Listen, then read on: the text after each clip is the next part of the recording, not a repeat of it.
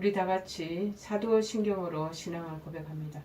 전능하사 천지를 만드신 하나님 아버지를 내가 믿사오며 그 외아들 우리 주 예수 그리스도를 믿사오니 이는 성령으로 잉태하사 동정녀 마리아에게 나시고 본디오 빌라도에게 고난을 받으사 십자가에 못 박혀 죽으시고 장사한 지 사흘 만에 죽은 자 가운데서 다시 살아나시며 하늘에 오르사 전능하신 하나님 우편에 앉아 계시다가 저리로서 산자와 죽은 자를 심판하러 오시리라. 성령을 믿사오며 거룩한 공예와 성도가 서로 교통하는 것과 죄를 사하여 주시는 것과 몸이 다시 사는 것과 영원히 사는 것을 믿사옵나이다. 아멘. 우리 찬송가 32장 찬양하시겠습니다. 찬송가 32장 찬양하시겠습니다.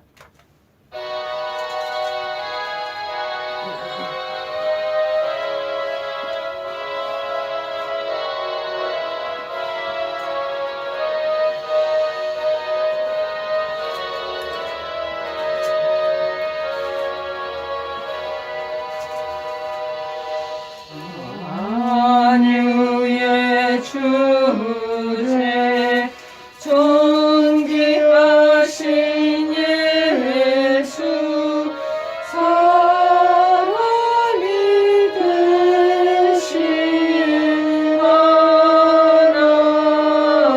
나 사모하여 영원히 섬길 내 영광 되신 주로다.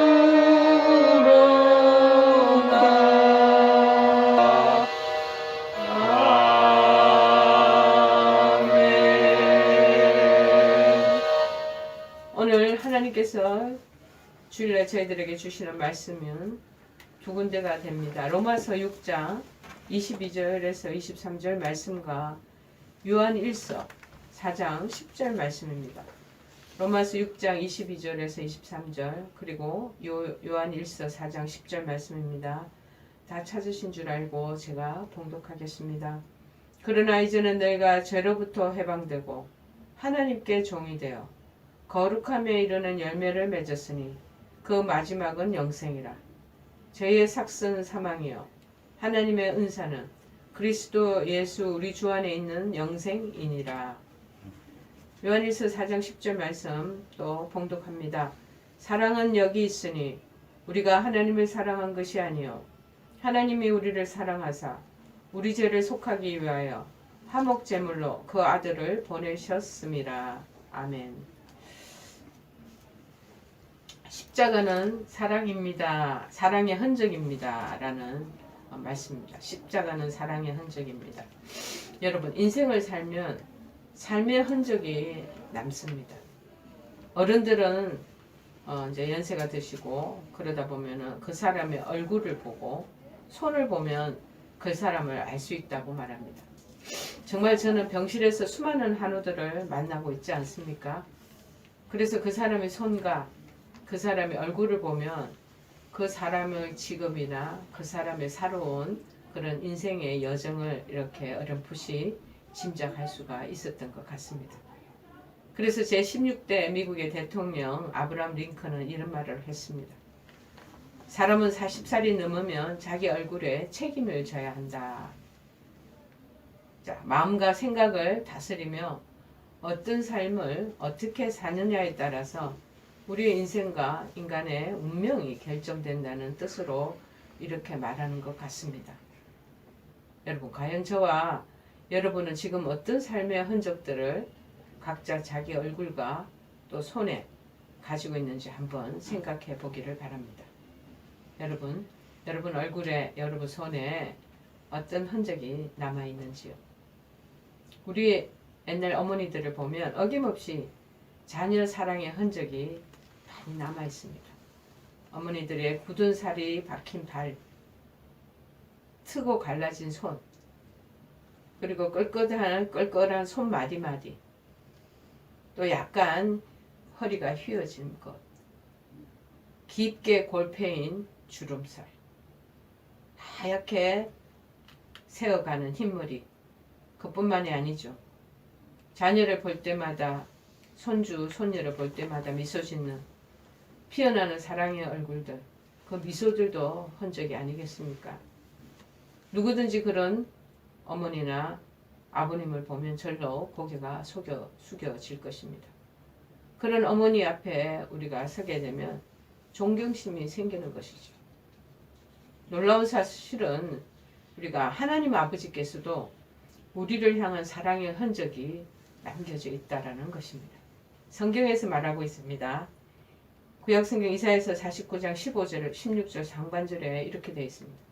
여인이 어찌 그 젖먹는 자식을 잊겠으며 자기 태에서 난 아들을 긍휼히 여기지 않겠느냐. 그들은 혹시 잊을지라도 나는 너를 잊지 아니할 것이라. 내가 너를 내 손바닥에 새겼고 라고 말했습니다. 나는 너를 잊지 아니할 것이야. 내가 너를 내 손바닥에 새겼어. 이렇게 말하는 것 같습니다. 여러분, 손바닥에 새긴 것도 모자라서 이제 십자가에 의해서 몸 전체에 사랑의 흔적을 남기시고 그러고 돌아가셨습니다. 혹시 여러분 가운데 지금 아프고 질고 가운데 있고 너무 힘드시니까 하나님의 사랑이 의심스러울 때가 있으실 겁니다. 여러분, 십자가를 보시기 바랍니다. 십자가에 달리신 예수님의 모습을 여러분이 묵상하시며 보시기 바랍니다. 매 맞으신 예수님, 가시관을 쓰신 예수님, 양손과 양발에 못 박히신 예수님, 십자가 위에 높이 달려 그 예수님을 본다면 하나님의 그 사랑을, 예수님의 그 사랑을 누구도 의심할 수 없을 것입니다. 십자가에 달리신 예수님은 우리를 향한 하나님의 사랑 그 자체입니다. 하나님이 사랑하는 증거가 뭐냐? 십자가에 달리신 예수님을 바라보십시오. 하나님이 절절히 우리를 사랑하시는다는 그 증거가 그곳에서 확연히 비춰질 것입니다. 그래서 요한일서 4장 10절 조금 전에 본문에서 얘기한 것처럼 말씀하시잖아요. 사랑은 여기 있으니 우리가 하나님을 사랑한 것이 아니요 오직 하나님이 우리를 사랑하사 우리 죄를 위하여 화목제로 그 아들을 보내셨음이니라. 여러분, 그러므로 우리 예수님이 십자가 위에서 양손과 양발에 못 박히시고 찢으시며 죽으신 그 모습이 바로 역력히 우리를 사랑하신 그 증거라는 것입니다. 사순절 저희들 두 번째 주일을 맞이합니다. 이 시간 우리 혈육의 어머니보다 더 큰 사랑을 베푸신 예수님을 깊이 생각함으로 말미암아 사랑의 흔적을 생각하시면서 그 흔적이 내 몸에 새겨지도록 하시고 그 예수님께 더 많이 감사하며 그 은혜를 우리가 무슨 대가도 치르지 않고 거저 받았잖아요. 거저 선물로 주신 거예요. 거저 주는 또 우리가 그 삶을 살아감으로 말미암아 우리 신앙이 다시 회복되고 다시 역동하는 2021년 또 그런 놀라운 나날이 되기를 주의 이름으로 축원해 드립니다. 여러분, 저와 여러분 그리고 어찌 보면 온 인류가 죄 가운데 죄 아래에 놓여 있었습니다. 거룩한 하나님의 정죄 아래에 있기 때문에 그분이 오신 것입니다. 재난을 당하다가 결국은 멸망당할 이 세상에서 우리를 건져주시기 위해서 이 세상에 오셨다는 말씀입니다. 여러분, 그리스도로 말미암아 세상이 나를 대하여 십자가에 못 박히고 내가 또한 세상을 대하여 그러하노라. 갈라디아서 6장 14절 하반절에 이렇게 말하고 있습니다. 우리는 원래 모두 세상에 속해 있는 자들입니다. 우리는 세상에 속하여 살고 있는 사람으로서 세상에서 이미 태어났기 때문에 세상의 운명을 다 짊어져야 하는 것입니다. 그렇기 때문에 그분이 친히 오셔서 이 세상의 운명을 지고 가는 우리 대신에 그 일을 하신 것입니다. 그 일이란 무엇입니까? 그 일이란 십자가에서 죽으심을 말하는 겁니다. 우리가 알다시피 바울은 로마서 3장에서 말했습니다. 모든 사람이 죄를 범하였다라고 말합니다. 이거는 유대인이나 이방인이나 차별이 없다고 말해요. 모든 사람이 인류의 모두가 죄를 범하였음에 하나님의 영광에 이르지 못하더니, 그러니까 우리가 일반적으로 인간의 눈으로 사람들을 이렇게 분간하잖아요. 선한 사람이 있고 나쁜 사람이 있고 도덕적인 사람이 있고 부도덕한 사람들. 이 차별 이런 거 우리는 우리의 인간의 눈으로 이렇게 구분을 합니다.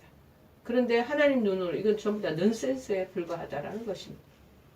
하나님 보시기에는 아무리 우리 인간적으로 훌륭하게 보이는 사람이라도, 그리스도인이 아니라도, 그리고 가정 배역하고 극악한 죄인까지 정죄받아서 소망이 없는 그런 사람일지라도, 인격적으로 또 그렇다고 훌륭해 보이는 것이라도 하나님 앞에서는 전혀 계산되지 않는, 카운트되지 않는다는 것. 하나님께서 보시기에는 도덕성이란 아무것도 아니라는 거예요. 인간이 가지고 있는 그 알량한 도덕심, 그거 아무것도 아니에요. 그것은 들어온 옷과 같다고 말하고 있습니다. 정말 아무것도 아니라는 거예요. 그래서 모든 사람이 죄를 범하였음에 하나님의 영광이 이루지 못하더니, 주님께서 오신 한 가지 이유가 바로 그것 때문이라는 거예요. 그렇습니다. 그러나 어째서 하나님께서 그 일을 용서하실 수 없는 것일까요? 하나님은 우리와 달리 빛이십니다. 그 안에는 어둠이 조금도 없다라는 것입니다. 하나님은 의로움 자체이시고 거룩하시고 공의로우신 그런 속성을 가지고 계십니다.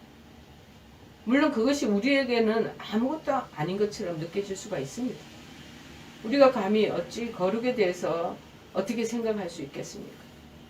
우리는 미련하고 어찌 보면 굉장히 비열하기도 하고, 그리고 또 추하고 죄악적인 존재들이라는 것. 아니, 우리는 어쩌면 그런 사람들이기 때문에 하나님의 의를 이해하지 못할 것입니다. 그렇기 때문에 현대인들은 십자가의 그 보혈의 피를 믿지 않는 것입니다. 의가 무엇인지를 알지 못하기 때문이죠. 또한 공의나 그 율법이 어떠하다는 것도 잘 모릅니다. 더더욱 요즘 현대인들은 지옥도 믿지 않습니다. 그 때문에 현대인이 사는 세상은 점점 더 아수라장이 되어가고 지옥이 되어가고 있는 줄도 모르겠습니다. 그러나 하나님은 의로우신 분이고 율법을 우리에게 주신 분이십니다. 거룩하시기에 이 죄를 참아 보실 수 없는 정결한 눈을 가지신 분이라는 것입니다. 그런 모든 것을 다 총체적으로 총괄하시며 보시고 계신다는 것입니다. 그래서 죄를 또한 심판하셔야 한다는 것입니다. 하나님의 거룩한 본성은 이 죄를 심판하실 것이라고 누누이 말씀하시고 있습니다. 여기에 문제가 있는 것입니다. 사람은 범죄한 죄인이잖아요. 하나님은 반대로 거룩한 하나님이시고 신이십니다. 어떻게 둘이 함께 화목을 이룰 수가 있겠습니까? 그 대답이 하나 키가 있습니다. 뭡니까? 이 거룩한 하나님, 신이신 분, 존재와 이 한량없이 죄 가운데 있는 이 죄인이 어떻게 평화를 이루고 공존할 수 있는 그 길이 있겠습니까? 바로 대답이 하나 있습니다. 그리스도의 십자가라는 사실. 그것을 우리가 지목할 수가 있습니다. 사람들은 그것이 어떻게 해답이 되냐고 말씀하지만 대답은 이와 같습니다. 로마서 6장 12절에 말합니다. 죄의 삭은 사망입니다. 이러므로 한 사람으로 말미암아 죄가 세상에 들어왔고, 그리고 죄로 말미암아 사망이 들어온다는 것. 죄와 사망은 서로 같이 연결되어 있는 끈이에요. 이와 같이 모든 사람이 다 죄를 지었으므로 사망도 같이 모든 사람에게 다 이른다는 거예요. 그래서 로마서 7장 23절에 말합니다. 죄의 삭은 사망이요 하나님의 은사는 그리스도 예수 우리 주 안에 있는 영생이니라. 하나님께서 친히 그렇게 선언하셨다는 겁니다. 피 흘림이 없이는 죄가 사해지지 않는다는 것. 즉 피를 흘려야 죄를 사할 수 있다라는 것이죠. 어렵습니다. 그쵸? 무슨 의미입니까? 여러분이 구약의 레위기를 보면 거기에서 어떤 것을 발견할 수가 있습니다. 예를 들면 죄에 관한 희생제사에 대한 많은 것이 거기에 쓰여져 있습니다. 사람들이 대제사장에게 염소나 어린 양을 맡깁니다. 동물을 맡깁니다. 대제사장은 그 손을 그 짐승의 머리 위에 얹습니다. 그들이 그 염소를 마지막에는 죽입니다. 염소가 피를 흘립니다. 그러면 그 피를 취하여 하나님 앞에 나아갔습니다.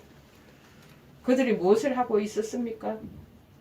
그때 그렇게 하라고 말씀하신 분은 하나님이십니다. 그러나 어째서 그렇게 하라고 말씀하셨을까요? 여러분, 조금 전에도 언급한 것처럼 죄의 결과는 항상 사망하고 연결되어 있다. 죽음뿐이라는 것. 죄를 짓고 범죄하는 것. 그 당시는 달콤하고 그 당시는 황홀하고 스릴 있고 슬레임으로 가득 차지만 그것은 종국적으로 멸망과 사망과 서로 꼴이 같다는 것, 연결되어 있다는 것을 우리가 알아야 됩니다. 그런데 죽음뿐인데 이 죽음과 사망을 피하려면 대가를 지불하고 치러야 된다는 말이죠. 즉 동물을 죽여서 피를 흘려야지 죄가 사해진다는 것입니다. 이 상징적인 모형으로 그들이 하고 있었던 바로 그 일이었습니다. 염소 머리 위에 안수함으로써 쉽게 얘기하면 그들은 자기들의 죄를 그 염소에게 다 전가시켰다는 거예요. 죄는 이제 어디에게 넘어갔습니까? 그 죄인에게 있지 않고 안수받은 그 염소에게로 넘어간 것입니다.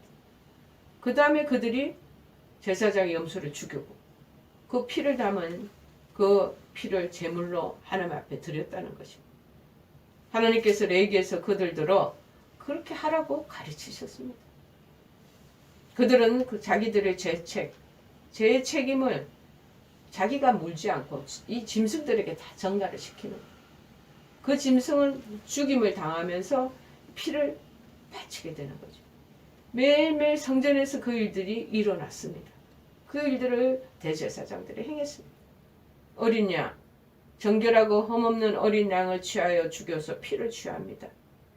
이스라엘 자손들이 마찬가지로 이 본보기로 보여줍니다. 애굽에서 빠져나올 때, 출애굽할 때 그 일이 있었음을 우리는 기억할 수 있습니다. 10가지 재앙 중에 마지막 애굽에 사는 모든 사람들을 장자들을 다 죽이는 것이잖아요. 애굽 사람들의 그 장자에게 임했던 그 무시무시한 밤에 그 죽임은 그러한 일들이 일어났었습니다. 그러나 이스라엘 사람들의 장자에게는 죽음이 임하지 않았다는 것. 어째서 그럴 수 있었습니까? 여러분 성경을 보면 기억날 것입니다. 그들은 문설주에 어린 양의 피를 다 발랐기 때문입니다. 어린 양을 취하여서 잡아서 그 피를 문설주마다 다 발랐습니다. 그러자 죽음의 사신이 그들을 확 지나치는 거예요. 그들의 죄는 심판받지도 않았으며 그들의 목숨은 다 구원을 받았다는 것입니다.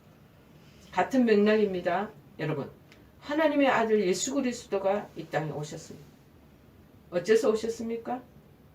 그보다 먼저 앞에 왔던 세례 요한은 이 질문에 대한 답변을 합니다. 세례 요한은요, 이 땅에 와서 한 가지 설교를 가지고 계속 되풀이해 왔습니다. 자, 요한복음 1장 29절에 이렇게 외치면서 설교했습니다. 보라, 내가 그가 아니라 나는 그의 신들매 풀기도 감당치 못하겠노라. 보라, 저 하나님의 어린 양, 세상 죄를 지고 가는 하나님의 어린 양을 보라. 그러고 외치고 그러고 선포하고 이스라엘 광야 땅을 돌아다녔습니다. 예수님을 어린 양이라고 말한 것입니다. 여러분, 구약 시대에 있었던 다른 모든 것들은요, 신약 시대의 모형과 그림자와 상징과 표징하고 같다라는 것입니다. 하나님의 어린 양이 오셨습니다. 하나님께서 친히 자기가 받으실 제물을 다 공급하셨습니다. 그분은 다름 아닌 하나님의 자기 자신의 아들이었습니다. 하나님의 어린 양, 갈보리의 십자가, 나무 위에서 바로 그 일이 일어났던 것입니다. 하나님께서는 저와 여러분의 죄를 위하여 그것을 취하여 그 자신의 아들의 머리 위에 그렇게 전가시키시고 그리고 그 아들을 치셨다. 그리고 심판하셨습니다. 그리고 끝내 죽이셨습니다. 왜? 죄의 대가, 죄의 책임, 죄의 삭슨, 사망이기 때문인가. 죽어야 사는 것입니다. 로마서 6장 23절에 말하고 있습니다. 죄의 삭슨 사망이요 하나님의 은사는 그리스도 예수 우리 주 안에 있는 영생이니라. 야고보서 1장 15절에 말합니다. 욕심이 잉태한 즉 죄를 낳고 죄가 장성한 즉 사망을 낳느니라. 죄의 결과는 결국 사망과 죽음과 형벌입니다. 마태복음 24장 28절에도 말합니다. 죽음이 있는 곳에는 독수리들이 모일 것이니라. 죄가 있는 곳에는 반드시 하나님의 심판이 있습니다. 심판이 있는 곳은 낭패와 실망과 고통과 사망이 기다리고 있습니다. 그러니 십자가에서 일어난 이 모든 일들은 이 죄의 청산 때문에 일어난 것이라는 것이죠. 여러분, 하나님께서 친히 여러분과 저의 죄를 그 자신의 사랑하는 아들에게로 다 전가시키시고 옮기셨다는 것입니다. 또한 그 아들은 우리의 죄책과 허물에 대한 형벌을 하나님께 다 지불을 하셨습니다. 구약 이사야서 53장 6절에서 그래서 말합니다. 여호와께서는 우리 무리의 죄악을 그에게 담당시키셨도다. 신약성경 고린도서 5장 21절에도 말합니다. 하나님이 죄를 알지도 못하신 자로 우리를 대신하여 죄를 삼으신 것은 우리로 하여금 저희 안에서 하나님의 의가 되게 하려 하심이니라. 이 죄인들은 의에 대해서 알지 못한다고 그랬잖아요. 그런데 죄악을 담당하고 죄의 모든 대가들을 정말 어린 양에게 다 그곳에 책임 전가를 하고 나서야부터 저희들은 새로운 인생의 길이 열리고 그리고 눈이 밝아지면서 하나님의 의가 뭔가 알게 된다. 어둠이 죄가 가로막혀 있으면 하나님의 의와 하나님의 뜻과 하나님 나라에 대해서 보이지가 않습니다. 영적으로 어두워 아무것도 보지 못하는 소교가 갖게 되는 것이죠. 자, 아버지께서 그것을 행하셨습니다. 아들은 그러면 무엇을 하셨는가요? 그저 어린 양으로서 고난을 받으신 거예요. 그는 불평을 아니하셨어요. 불만을 나타내지도 않으셨어요. 그는 그저 그 모든 것을 책임을 메고 그리고 그 일이 일어나도록 그냥 자기 자신을 주은 것이죠. 일부러 자원하는 심정으로 자신을 들였을 뿐입니다. 저는 이 내용을 이전에 잘 이해를 절실하게 이게 들어오지는 않았지만 신학적으로는 이해를 하죠. 지식적으로는, 지적으로는. 근데 제가 몇 년 전에 몽골에 의료 선교를 간 적이 있습니다. 저희 고대 의대 학생들이랑 그리고 교수님 몇 분이랑 거기 간호사들이랑 가게 됐는데 거기 몽골 초원에서 양을 죽이는 것을 목격하게 되었습니다.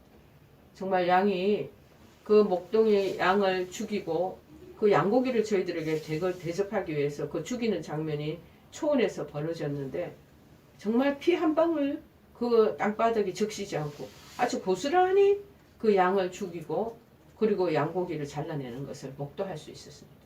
어떻게 양이 한마디 비명도 안 지릅니까?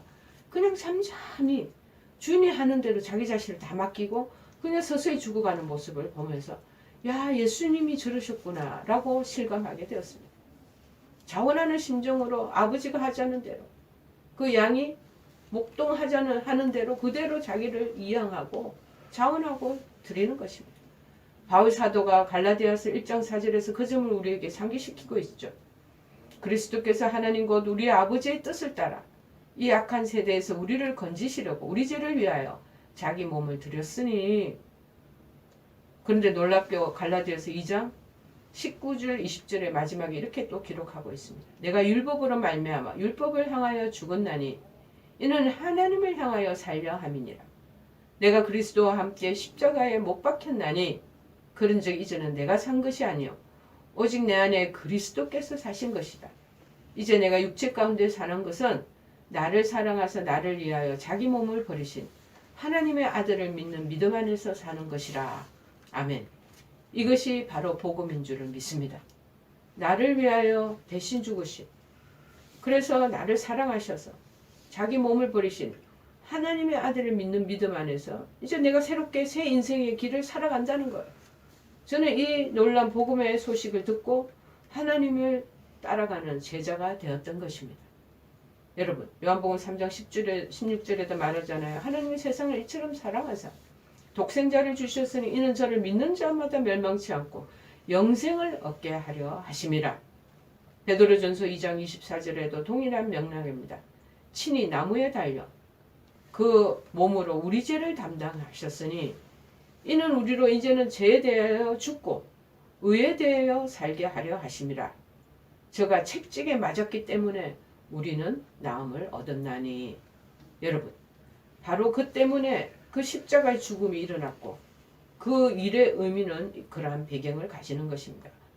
그렇기 때문에 사도 바울은 그것을 사랑하고 자랑한다는 것까지 말했던 것입니다.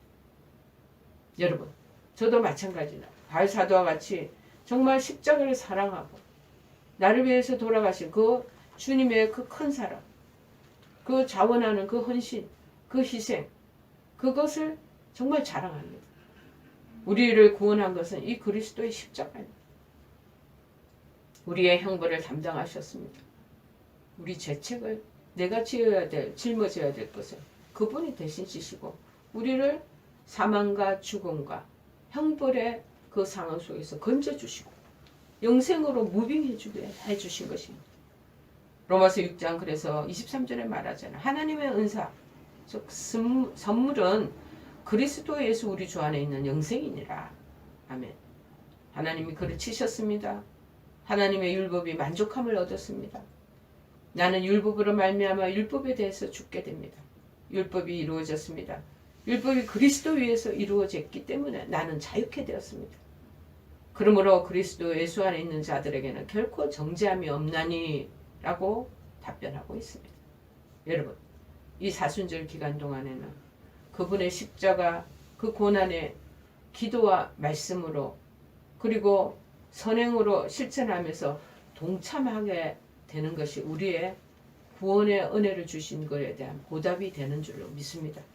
1년에 한 번씩 돌아오는 이 40일의 이 기간이 우리를 새롭게 리뉴하고 갱신하는 그런 놀라운 은혜의 절기가 되기를 바랍니다. 그 큰 사랑의 흔적이 어디에 있냐? 십자가라는. 그로 인해 우리는 이미 구원받았다는 것입니다. 그러나 구원받았다는 그 사실로 그것이 끝이 아닙니다.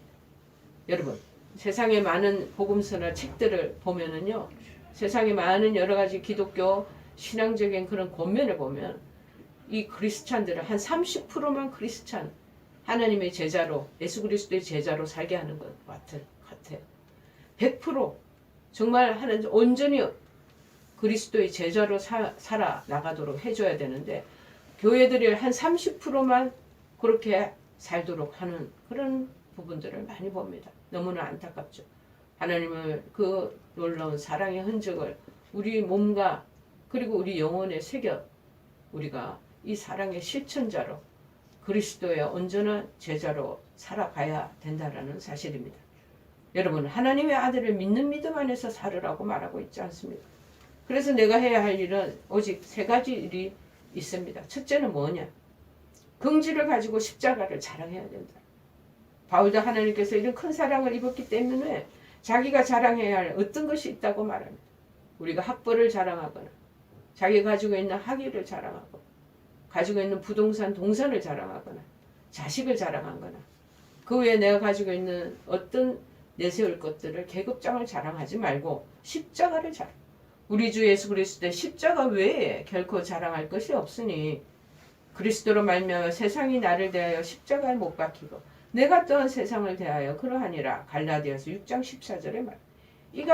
이는 바로 바울이 자랑하는 것입니다. 그는 육체를 자랑하지 않았습니다. 세상을 자랑하지 않았습니다. 신앙의 전통, 경력을 자랑하지 않았습니다. 어떤 분들은요, 자기가 큰 대교회에 그곳의 교인이라고 엄청 우쭐하고 자랑합니다. 자랑할 때 못 됩니다. 십자가의 그 죽으심, 그 흔적을 자랑해야 될 줄을 믿습니다. 두 번째는 뭐냐? 우리가 해야 할 일은 주변에게 그래서 복음을 전해야 한다는 것입니다. 우리 모든 믿는 사람들이 이 사랑의 흔적을 십자가 우리 마음판에 우리 심령에 다 새겨져 있는 것입니다. 이 자랑스러운 흔적의 십자가 자랑스러운 거 자꾸 전하고 말하게 되어 있잖아요. 주변에 전해야 된다는 것입니다. 십자가를 모르는 주변의 가족들, 친지, 친구, 지인들에게 부지런하게 주변에 사랑의 실천으로 비춰져야 한다는 것입니다. 여러분은 형제들아 너희가 알 것은 이 사람을 힘입어 죄사함을 너희에게 전하는 이것이며 모세의 율법으로 너희가 의롭다 하심을 얻지 못하던 모든 일에도 이 사람을 힘입어 믿는 자마다 의롭다 하심을 얻는 이것이라. 전부 다 어두움에 죄에 갇혀져 있는 사람들이에요.